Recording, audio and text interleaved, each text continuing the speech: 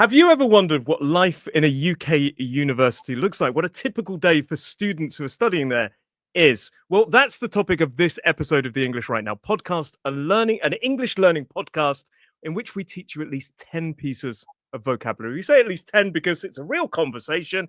Anything can happen. And joining me, of course, is my dear friend Rob. Hello!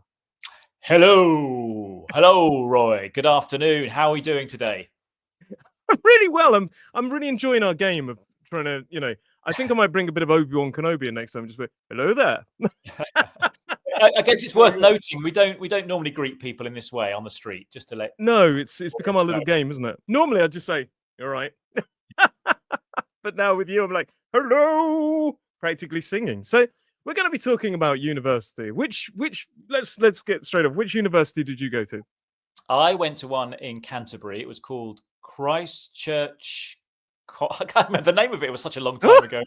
Canterbury Christchurch College University. I went to in Canterbury. Nice. Kent. I had a great time. And this isn't ironically one of our things, but what did you read at university?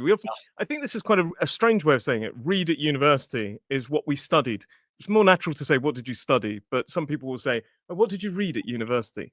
Yes. Well, I read, strange one, radio, film and television studies with geography. So it was a joint, what we call a joint honours degree. So you did two subjects. I guess you didn't do them in as much detail as if you just did geography. So I spent half my time basically doing media studies and half my time doing geography. How did those two overlap? Did they? They didn't really overlap, no. Some people did media with music, and you can see a connection there, or media with English. Yeah. I just went for what I was interested in. I love film and TV and radio, so I wanted to do that. But I also wanted to do something perhaps a bit more academic, so I chose geography because I like geography as a subject. So this is a BA course, a Bachelor of Arts degree course. Yeah. We can talk about that because you have a bachelor's degree, then you have a master's degree, sometimes known as it can be an MA or an MSc, and then beyond that you have a PhD, don't you? You get your PhD, and then you can get your doctorate. Neither of us are doctors though. We're just we're not bachelors, but we have a bachelor's degree. Bachelor is another word, isn't it? Because bachelor means single male, a bachelor, single unmarried male. Both of us are married, but both of us have a bachelor's degree. Strange word, really, when you think about it. But anyway, there you go. So we're talking about university. Do you know which university I went to? Have I told you? It was up north somewhere, wasn't it? It was Leeds. I went to the University of Leeds. There are two universities in Leeds. There's Leeds Metropolitan, and there's Leeds University or University of Leeds. And there's a bit of rivalry between the two. And people say, "Oh, did you go to Leeds or Leeds Met?" No, I went to proper Leeds. There's this rivalry there. Somebody who went to Leeds Met won't thank me for bringing that one up. So, is your Leeds? Can we call that a red brick university? Yeah, I believe so. So the red brick are the 10 big kind of most established universities. There are a lot of good universities across the country, of course, but there are sort of the top 10, and dominating those are Oxford and Cambridge. It was a red brick uni, and but actually where I studied wasn't in Leeds. It was quite a bit sort of outside of Leeds, south of Wakefield, in a place called Bretton Hall, which was actually it was a it's not now, sadly, it's closed, but it was a drama school for actors, and I studied acting with an elective in creative writing. Right. Yes. But it was more like the kind of theoretical side of acting. These days, some people are favoring not going to university. They go down a more kind of practical route, or they go straight into work. I think when we were younger, it was more kind of the done thing to go to university. It was the more sort of logical progression. And there was almost a stigma towards people who didn't go to university. But these days, I think it's much more, there's a wider choice, I would say. Yes. People are now valuing much more practical skills like engineering. Engineering, you need to go to university, but an apprenticeship, you might get an apprenticeship. Yes, where you learn on the job. Yeah, and I think that's much more balanced now in kind of people's opinions. But when we were younger, it was university or kind of bit of stigma. So Mm. yeah. So yeah, my university. So when I first arrived at university, it's quite daunting, isn't it? It's quite scary. Mm. You know, so it's probably your first time living away from home. We Yeah. often live on campus or around campus. Campus is the main location of the university buildings. So that's a key piece of vocabulary. I actually lived on campus in my first year. Yeah, I think a majority of people do in their first year, don't they? Yeah. It's you just left home. It's quite easy because you've got all your lecture halls, you've got places to eat, you've got things like laundries and to do your washing if you do washing, all on site, don't you? And I don't know about you, but I lived what we call in halls, which is kind Yes, of I did. halls of residence. So yeah, kind of little self-contained rooms. So you've used quite a few key pieces of vocabulary. Halls are like little individual rooms. It's like a hotel, but a sort of year-long hotel, if you like. It's like you get your No own room. Yeah, yeah, yeah. No, you're not gonna. It's not the Ritz. But you kind of live. And in my building, there were 12 sort of No, there weren't. There were 15 in total, over 3 floors, contained individual rooms. And they all had a sink, but you had a communal kitchen. So a shared kitchen, communal kitchen, and they're called halls of residence. You're absolutely right. Communal kitchens can be a disaster when you're living with other students.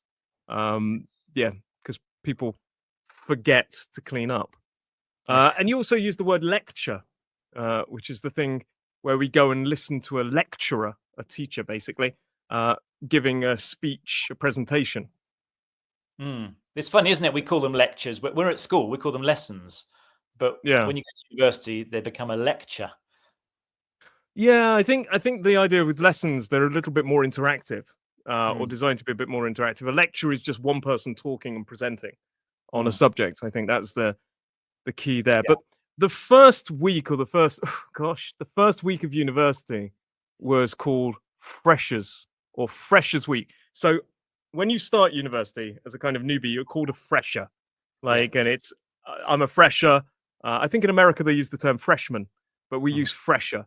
And the first week is called Freshers Week, which is designed to just be a big party for people to adapt to university life. Do you remember Freshers Week? I do. I loved it. I loved it. It's a way of breaking the ice, isn't it? And making new friends by getting people together to either drink. There's a lot of alcohol involved, I think. Yeah, I was going to say, if you remember it, you probably didn't do it right.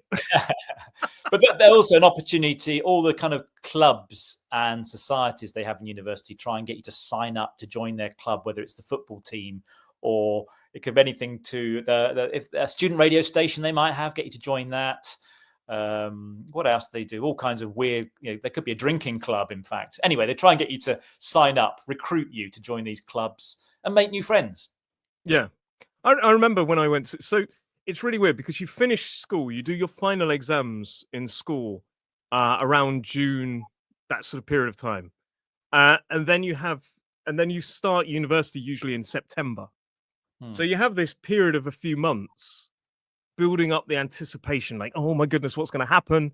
And you're getting ready to go away from home, and there's the excitement that some people, of course, go to university near where they live, so they stay at home. Not everybody goes to live somewhere else, but there's this kind of excitement, but also fear that you're moving out of home for the first time. And I remember getting to university, being a bit scared, probably a bit like, oh god, it's all new. What am I going to do? Because I went to university in the other end of England, and it was about 350 miles away. Not very easy, or 250 miles. Not very easy to get back. So I was like, who's going to do my washing? These kind of questions that realistically now look ridiculous. And then, yeah, Freshers Week, I thought, brilliant. This is brilliant. It's like a kind of liberation from previous your family life. And there's no real studying. It's just all parties and hangovers, really, for most of us. Absolutely. It doesn't last forever, though. You soon get into the routine, don't you? You get a timetable when you start going to your lectures. Yeah. 2 new pieces of vocabulary. Routine is something that we do sort of every day, or a kind of a pattern of behavior. And a timetable is the list of times. It's like a kind of schedule, isn't it? which tells you the times you need to be in these sort of places, and things like this. So yeah, after that, you get into this kind of normal routine, and then from that point on, you still go out partying because in the UK they give you in England they give you money. Now they don't give you money, so in England we have to pay for our tuition fees. So we need to pay for the experience of going to universities. In some parts of the UK, you don't need to, but in England, you do. And we often get a loan, a student loan, which pays for tuition fees and also your halls and your life. And you need to pay that back. But at the time, you start Freshers Week, you get this huge amount of money thrown in your bank account, and you're like, "Wow, it's time to party," which is a bit.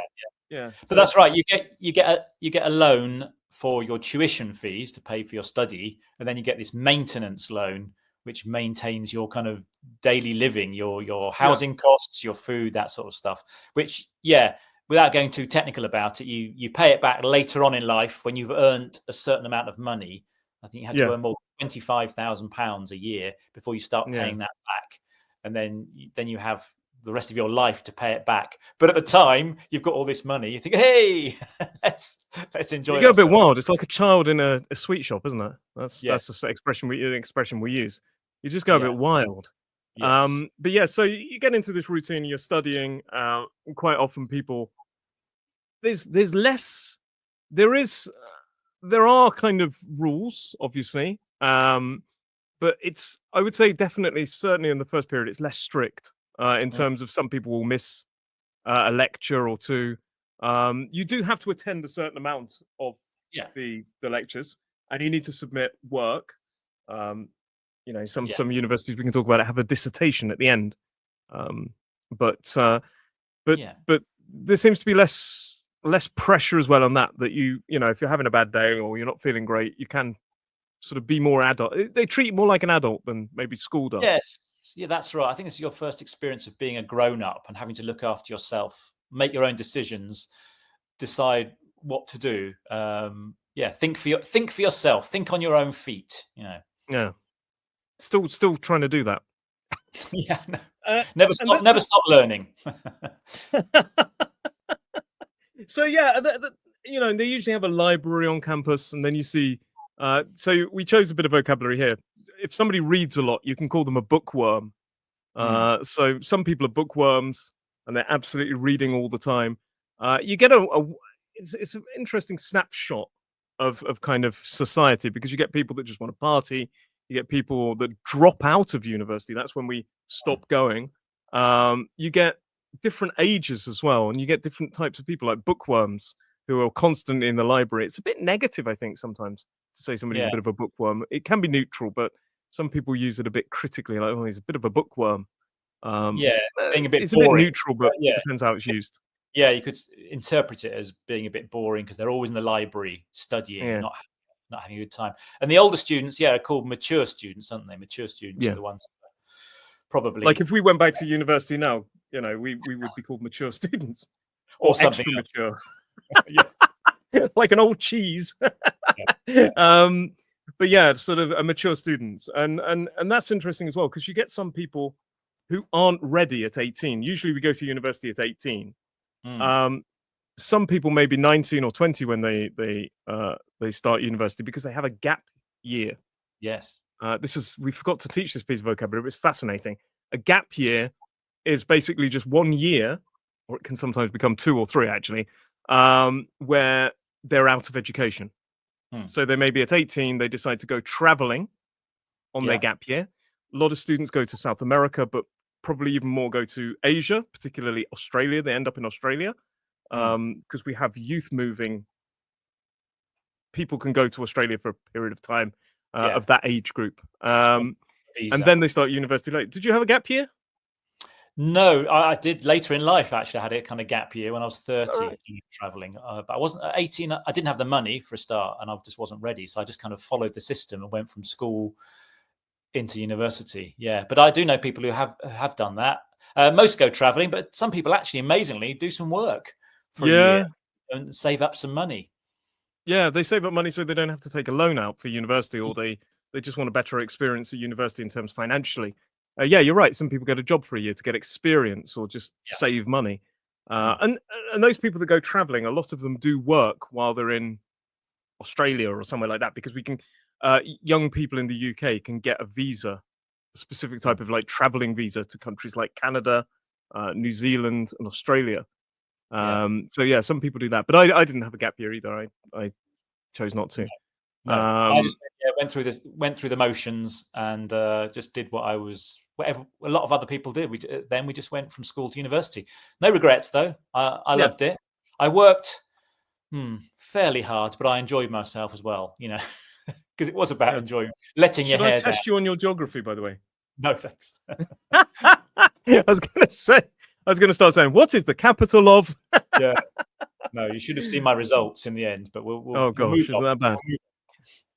Second, so the university is normally, if you do it full time, you can do it part time. It's not normal to do a what we call an undergraduate degree. So the bachelor's is an undergraduate degree. The master's and the PhD are postgraduate degrees. So an undergraduate degree, it's not normal to do them part time, but you can. Yeah.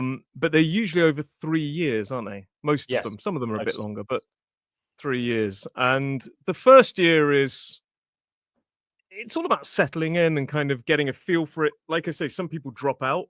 I had some friends drop out. That was really sad when they just quit the course and leave and decide to go to another university, or just decide that university life isn't for them. But the first year is kind of really an adjustment phase. Second year it's all on the third year, really. You do get tested along the way. Yes. But my university experience, it was all about the third year. The third year, especially the last term, was the big term where you walked away. And that's when you got your grades at the end. So the big question is, did you graduate? Did you pass? You do. So yeah, we get grades. We get firsts. You can get a first, which is the highest sort of 2-1, 2-2, and so on. And I did. I was a couple of marks off a first because I think I got penalised on that. So I would have got a first had I not gone on stage. But I don't regret. Oh, I also had to do a dissertation, which mine was on,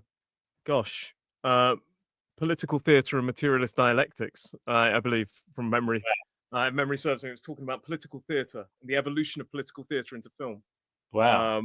So well, my course, I don't think, was so deep. I mean, we had to, on the media side, we had to make a short TV program, a radio documentary, and a radio drama.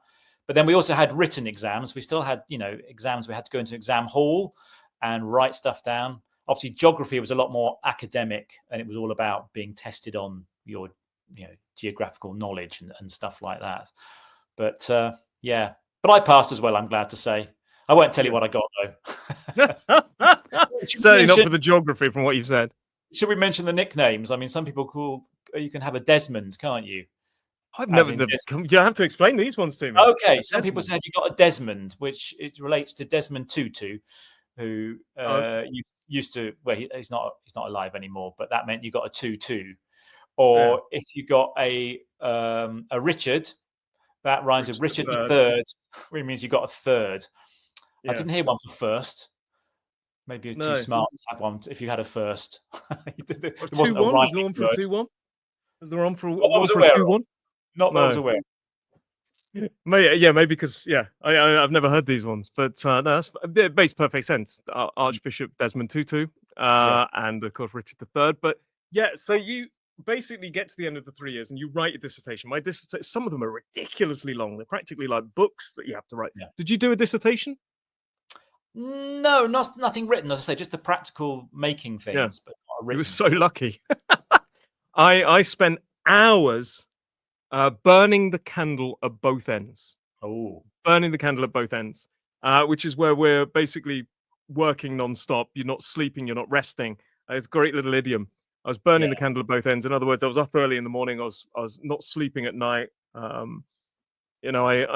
think I drank far too many glasses of wine during writing my dissertation, to the point where I had to correct things in the morning. as I slept on my computer with keyboard marks on my face. It was that bad. And you know, these days I don't really drink that much. So, but back at university, you go a bit wild, I think. Yes, And a then lot of students tend to leave things to the last minute, don't they? We all kind of cram it in at the end, cramming, you know, doing all that work on your last day or your last week rather than spreading out across the year.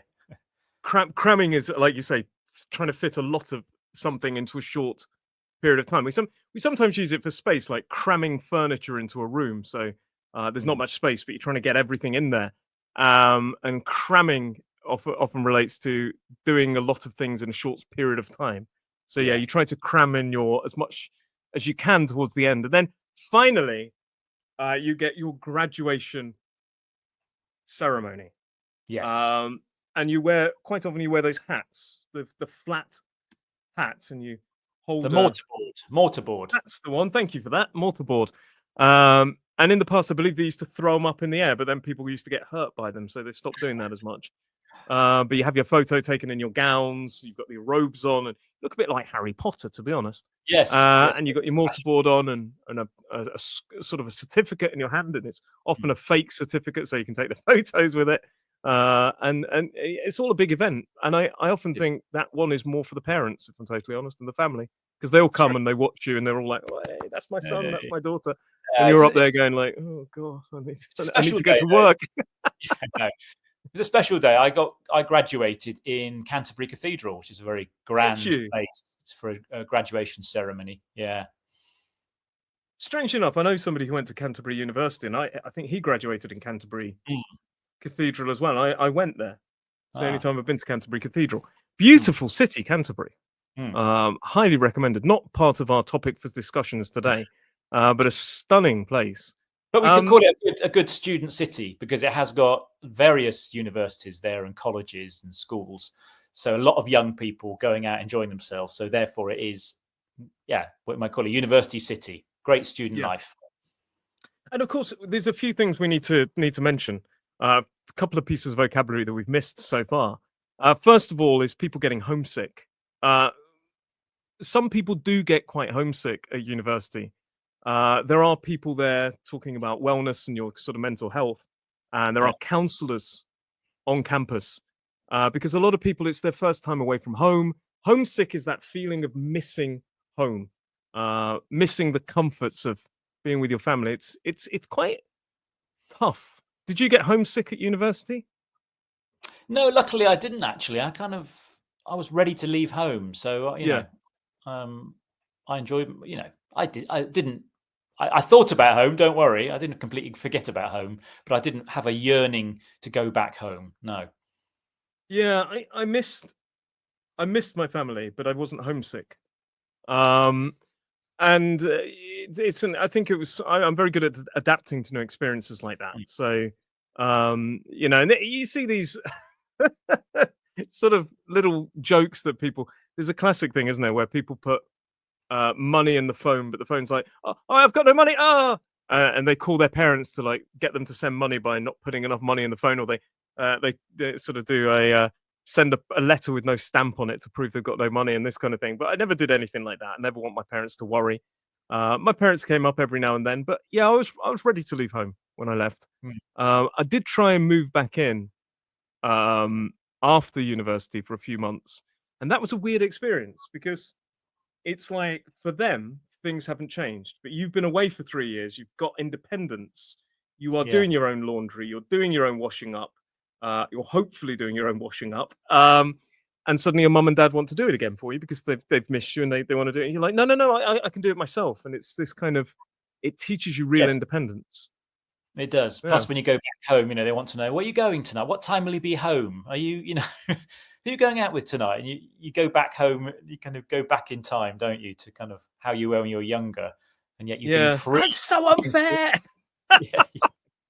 But no, but I'd say student life, university life is good. It's really worth experiencing if you can do it. Definitely. Yeah, and you know, and I think you learn a lot about life. This is something people say, isn't it? That I went to the University of Life, mate. If they didn't go to university, they often say, I went to the University of Life, which means that life taught them all the lessons. But I think university is a university of life as well, because you learn all these things that you've never really. Often we take for granted. We take our parents for granted. We that means we sort of just expect them to do things without thanking them. And I learned things like how to do the washing up, make sure that you've got food in the fridge, and also that I don't like ironing. I discovered I don't like ironing. That's what I learned from university. And the final thing we need to say, we talked about halls of residence, but often in the second year and the third year, you live with friends, and it's called a house share or a flat share, depending on what you share. And it's like you go back to this idea of getting your own room, but you maybe share a house and get a house share with 3 or 4 friends, and that is also really cool. A lot of us do that as well after university. You have house shares, and you rent a room until you get married or buy your own place. Did you do a flat share? Oh, I did. Yes, I did. Shared with various people over a number of years, actually, and had a good time. Yeah, I think we could do a whole new lesson, not a new podcast on the horrors of house shares. We could talk about terrible experiences. some of my best friends that I have now I've lived with. So it's not all bad. It's fun, actually. It's really good fun. But yeah, so so university life. If you have any more questions about living in the UK and life in university, please do ask. Send us these questions in the comments, and we'll answer them. And if you want to support this podcast, you can check out the link below and buy a cup of tea for Rob or for myself. But from me today, I just want to say thank you very much for watching this podcast. Let us know other things you'd like to watch. And Rob, thank you very much for joining me on this chat and trip down memory lane. Oh yes, it's been a good chat. Do you know what? I think we could do another one on this subject. There's a lot more we could talk about student life and academic life as well. Yeah. But I think we missed one piece of vocabulary. I've just read graduation is where you become a graduate. It's when you pass your degree. I think that's something there. I think there's a lot more we could talk about this subject. Yeah, you're absolutely right. So, Rob, thank you very much for joining me, and I will see you in the next lesson. Thanks. See you soon. See you soon. Bye.